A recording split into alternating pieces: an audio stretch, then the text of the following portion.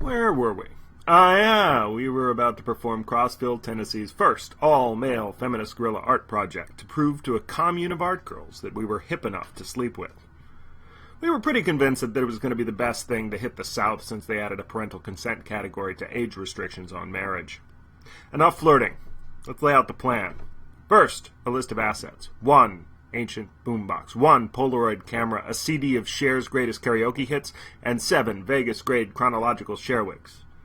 The plan was to go to a place where women are treated as less than equals, like a strip club or a church.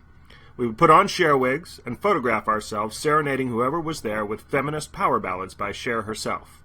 We would then arrange those photos artistically in the co-op where the art girls hung out. Mission frickin' accomplished. The thing is, Just Jake had a preference. Just Jake wanted to do our first installation at the family planning clinic where we met, on a brawling Wednesday, the day when the protesters were out in force. He got his way.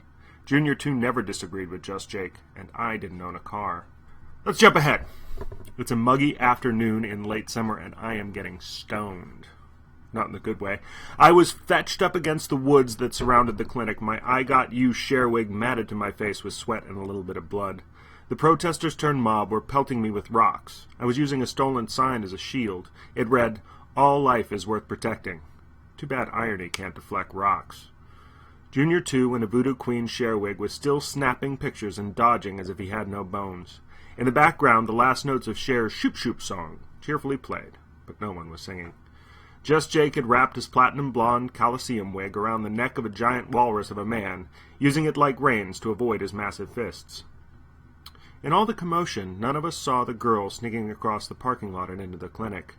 If I had, I might have seen the family resemblance. It never occurred to me to ask why Just Jake was starting all this trouble at the clinic on such a specific date, or how far that cunning southern gentleman would go to protect his little sister. She made it in without being seen. As the next Cher song started, things went from bad to worse. The people with the stones were coming closer with every throw. Just Jake took a massive elbow to the face and fell to his knees, bleeding from pulverized lips. The walrus pro-lifer bellowed and raised one brick-sized fist over his head. And then everything stopped. If I could turn back time. Someone was singing, pitch perfect, and belted at such volume it rolled over the parking lot like thunder, setting us all aback. If I could find a way. I peeked from behind my sign and saw Junior 2 standing on the fender of a pickup truck, his voodoo wig flying in a cooling breeze, his face filled with something approaching religious ecstasy. The wispy, creepy voice was gone, as was the constant make-me-smaller hunch in his shoulders and spine. He was tall, and he was clarion beautiful. I can only hope there are some drag fans or queens listening to this so someone will believe me. It wasn't just Junior 2 finding his voice that spellbound that angry crowd. For a moment, he was in touch with that more powerful universe of art and beauty that songs come from. For a moment, he was Cher, and we were overwhelmed. I'd take back those words that hurt you, and you'd stay. The problem with moments is that they end. Some part of Junior 2 reasserted itself as we all tried to regain our universal footing. He surveyed the situation, stripped off his shirt and wig, and ran into the woods. Just Jake, bleeding and also shirtless, passed him in a sprint. Several protesters stripped to their chest and took off after them.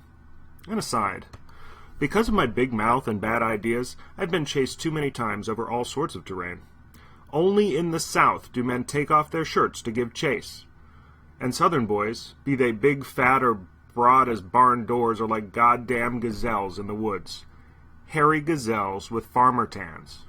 Being from the mountainous state of Utah myself, I have no such woodland gifts. I would have taken off my shirt, but my nipples are as large as they are tender.